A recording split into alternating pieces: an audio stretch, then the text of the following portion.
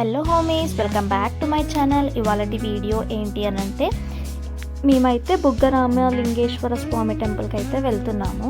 So ఇది వచ్చేసి ఈ టెంపుల్ ఎక్కడుంది అని అంటే, మనము ఇబ్రహీంపట్నం నుంచి ఆ రూట్లో బస్ ఎక్కితే మనం ఇక్కడ బుగ్గరామేశ్వర లింగం టెంపుల్ దగ్గరికి అయితే వస్తాము. సో ఇక్కడికి వెళ్ళడానికి డైరెక్ట్గా మనకైతే ఫస్ట్ ఇబ్రహీంపట్నం బస్ అయితే తీసుకోవాలి.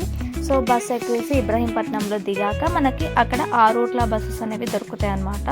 కొన్ని బుగ్గ జాతర వరకు వెళ్ళే డైరెక్ట్ బస్సెస్ కూడా ఉంటాయి, అక్కడ వరకు వెళ్ళనివి కూడా ఆ రూట్ల వరకు కూడా ఉంటాయి. సో అక్కడ దిగేసి ఆ రూట్ల నుంచి మనము ఆటోస్కి కూడా రావచ్చు. ఇక్కడికి బస్సెస్ అనేవి అవైలబుల్గా లేకపోతే. ఈ బుగ్గరామేశ్వర టెంపుల్ అనేది ఓన్లీ ఈ కార్తీక మాసంలో 15 days మాత్రమే ఇక్కడ జాతరలాగా చేస్తారు. నార్మల్ టైంలో కూడా టెంపుల్ ఉంటుంది, కానీ అక్కడ పబ్లిక్ అనేది ఎక్కువగా ఉండరు. కాబట్టి ఈ 15 days ఇలా జాతర అనేది సెలబ్రేట్ చేస్తారనమాట. బయట మనకి అన్నీ అవైలబుల్గా ఉన్నాయి, ఫుడ్ స్టాల్స్, గేమ్స్, జాతరలాగా. ఇక్కడ మొత్తం కొండల మధ్య, చెట్ల మధ్య అయితే టెంపుల్ అనేది ఉంది. సో ఫస్ట్ టైం నేనైతే ఈ టెంపుల్కి విజిట్ చేయడము. సో ఎవరు ఈ టెంపుల్ని విజిట్ చేశారు ఏంటి అనేది కమెంట్ సెక్షన్లో అయితే కమెంట్ చేయండి. ఫస్ట్ టైం ఈ టెంపుల్ చూడగానే చాలా బాగా అనిపించింది. అంటే ఇక్కడ వాటర్లోనే టెంపుల్ ఉంది, అక్కడే స్నానం చేసుకొని డ్రెస్ చేంజ్ చేసుకోవడానికి సపరేట్గా రూమ్స్ ఉన్నాయి, ట్యాప్స్ ఉన్నాయి మనకి. సో అన్ని విధాలుగా సౌకర్యాలు అయితే ఉన్నాయి అక్కడ. ఇది మాత్రం ఓన్లీ 15 days ఇక్కడ పబ్లిక్ అనేది చాలా ఎక్కువగా ఉంటారంట. నార్మల్ టైంలో అసలు మనకు ఎవరు కనిపించరు. ఇది ఇంకా చాలా లోపలికి ఉంది ఈ టెంపుల్ కూడా, కానీ పక్కా విజిట్ చేయాల్సిన టెంపుల్ అన్నమాట. ఇక్కడ వాటర్ అనేవి ఎక్కడి నుంచి వస్తున్నాయి ఏంటి అనేది తెలీదు. వాటర్ ఫ్లో అయితే తూర్పు నుంచి పడమర వరకు వాటర్ ఫ్లో అనేది జరుగుతుందంట. సో మీరైతే చూడొచ్చు. టెంపుల్కి నార్మల్ టైంలో అసలు కనిపించని టెంపుల్లో ఇప్పుడు ఇక్కడ జనాలు చూడండి చాలా ఉన్నారు. సో ఒక డ్రెస్ అయితే క్యారీ చేయండి, ఎవరైతే అక్కడ స్నానాలు చేయాలనుకుంటున్నారో ఒక డ్రెస్ క్యారీ చేసుకుంటే సరిపోతుంది. ఇక్కడ స్నానం చేసేసి అలానే మనము దీపాలు, పూజ అవన్నీ చేసేసుకొని మళ్ళీ బయటికి వెళ్ళాక డ్రెస్ చేంజింగ్ రూమ్స్ కూడా ఉన్నాయి అక్కడే. సో అందులో డ్రెస్ చేంజ్ చేసుకొని వెళ్ళిపోవడమే. సో మేము మా ఫ్యామిలీతో వెళ్ళాం కాబట్టి చాలా ఎంజాయ్ అయితే చేసాము. మా అత్తమ్మ, నేను, మా పిన్ని వాళ్ళు, మా మరదలు. సో టెంపుల్ అయితే చాలా బాగుంది. ఇలా వాటర్లోనే ఇక్కడే పక్కకే టెంపుల్ అయితే ఉంది. సో మనకి టెంపుల్గా నార్మల్గా ఇక్కడ లింగంకి అయితే కొబ్బరికాయ వాటర్ అయితే పొయ్యనిస్తున్నారు. నార్మల్గా వాటర్ అయితే అక్కడ ఉన్నవి పొయ్యనికై ఇవ్వడం లేదనమాట. సో అక్కడ పంతులు, పూజారులు కూడా ఉన్నారు మనకి అవైలబుల్గా.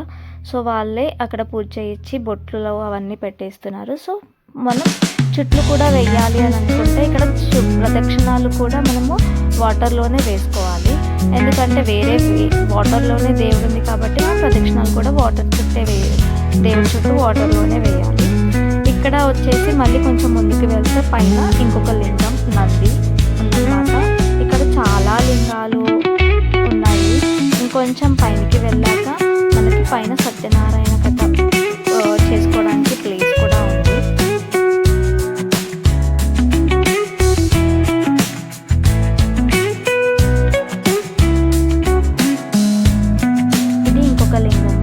ఇక్కడ మనము ఎవరైతే దీపాలు అవన్నీ ఎవరు తీసుకోవడో సో వాళ్ళకి ఇక్కడ అవైలబుల్గా ఉన్నాయి దియాస్. సో అక్కడే కొనుక్కొని మనము ఇక్కడ కూర్చొని కార్తీక మాసంలో చెట్టు దగ్గర అక్కడ పారేసలు ఏర్లా మనం దీపాలు అనేవి పెట్టుకోవచ్చు.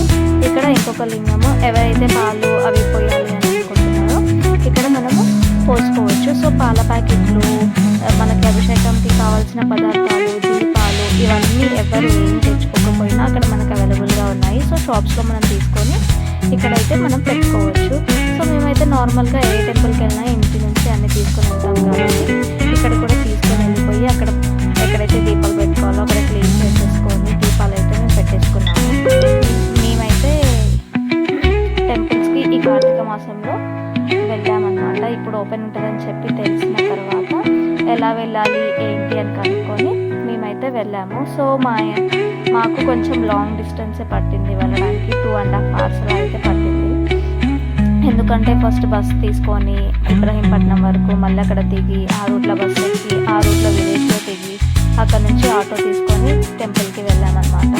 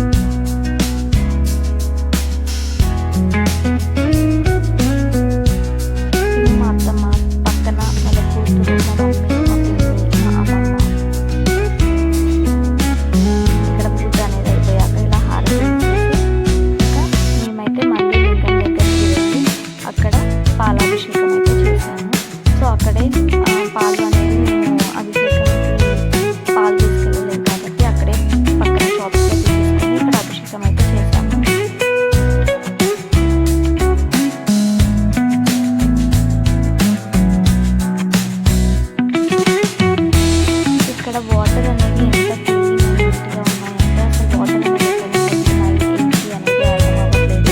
కానీ ఫ్లో మాత్రం తూర్పు నుంచి పడమరకు అయితే ఉంది. ఇది ఎన్నో ఏళ్ళ క్రితం కన్స్ట్రక్ట్ అంటే ఉన్న గుడి అంట, అంటే రాజుల కాలంలో. సో మనకి తెలీదు, మేమైతే ఫస్ట్ టైం ఇక్కడ విజిట్ చేయడము.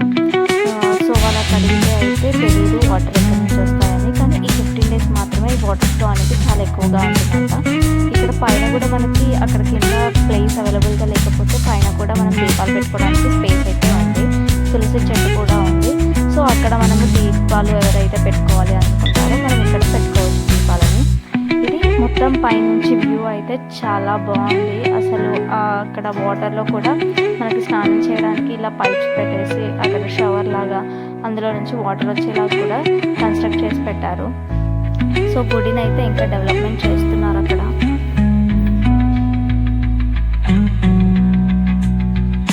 ఇక్కడ వాటర్లో ఎంతసేపు ఉన్నా అక్కడే ఉండి ఆడుకోవాలనిపిస్తుంది. సో మేమైతే చాలా ఎంజాయ్ చేస్తాము అక్కడికి వెళ్ళి. ఇంకొంచెం మనము పైనకి ఎక్కాక అక్కడ మనకైతే సత్యనారాయణ వ్రతాలు చేసుకోవడానికి కూడా ప్లేస్ ఉందన్నమాట. ఇక్కడ ఎవరైతే మనం పూజలు చేయించుకోవాలి అని అనుకుంటారో వాళ్ళు ఇక్కడ వచ్చి సత్యనారాయణ కథలు కూడా చేయించుకోవచ్చు. ఇక్కడ చాలా మెంబర్స్ అయితే కథలు చేయించారు. మాకైతే తెలియదు కదా, ఫస్ట్ టైం కదా మేము వెళ్ళింది. సో చూసాము, అక్కడ తీర్థ ప్రసాదాలు తీసుకొని అక్కడ దర్శనం చేసేసుకొని ఇంకా కిందికి వెళ్ళిపోయాం అన్నమాట.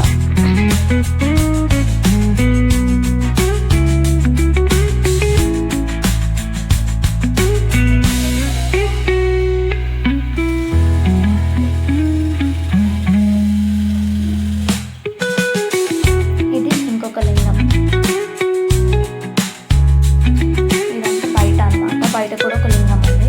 ఇదంతా బయట కూడా మనకి వాటర్ అనేది ఫ్లో అవుతున్నాయి అక్కడ లోపలికి. ఇదంతా జాతరలాగా స్టాల్స్ అయితే పెట్టుకున్నారు. సో ఇక్కడ అనేది మొత్తం అయిపోయాక మేము పైకి వెళ్ళేసి అక్కడ డ్రెస్ చేంజింగ్ రూమ్స్ అయితే ఉంటాయి. సో అక్కడికి వెళ్ళి డ్రెస్ చేంజ్ చేసేసుకొని ఫ్రెష్ అయిపోయిన తర్వాత మేమైతే ఫుడ్ తీసుకెళ్ళాము.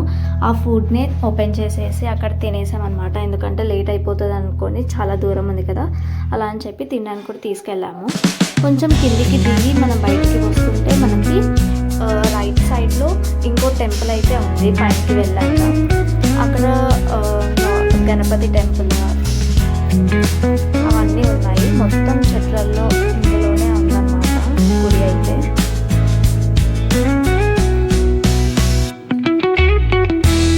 ప్రతి టెంపుల్లో అయ్యగారు కూడా ఉన్నారు. ఇది గణపతి టెంపుల్. కొంచెం ముందుకు వెళ్ళాక నవగ్రహాలు ఉన్నాయి. దాని పక్కన వీరభద్ర స్వామి టెంపుల్ కూడా ఉంది.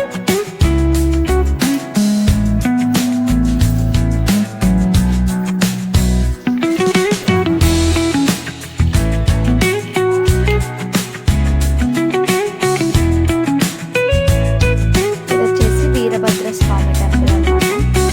అక్కడ మనం వెహికల్స్ తీసుకున్నాం కానీ అక్కడ పార్కింగ్ చేసుకోవడానికి అన్నిటికీ సౌకర్యాలు ఏవి ఇబ్బంది లేకుండా చాలా ఉన్నాయి. ఎవరైనా ఫుడ్ వండుకోవాలి అనుకున్నా వండుకోవచ్చు, తీసుకెళ్ళి తినొచ్చు. మనకి ఈజీగా అనిపిస్తే అలా చేయవచ్చు అన్నమాట. ఇది వచ్చేసి వీరభద్ర స్వామి టెంపుల్. ఇది దర్శనం చేసుకొని కొంచెం ముందుకు వెళ్ళి రైట్ సైడ్లో మనకి ఇంకొక గుడి అయితే ఉంది. ఇది నాగదేవత గుడి. మళ్ళీ కొంచెం లోపలికి వెళ్ళాక టెంపుల్ కూడా ఉంది. ఎల్లమ్మ గుడి కూడా ఉంది. ఇది నార్మల్గా సమాధి.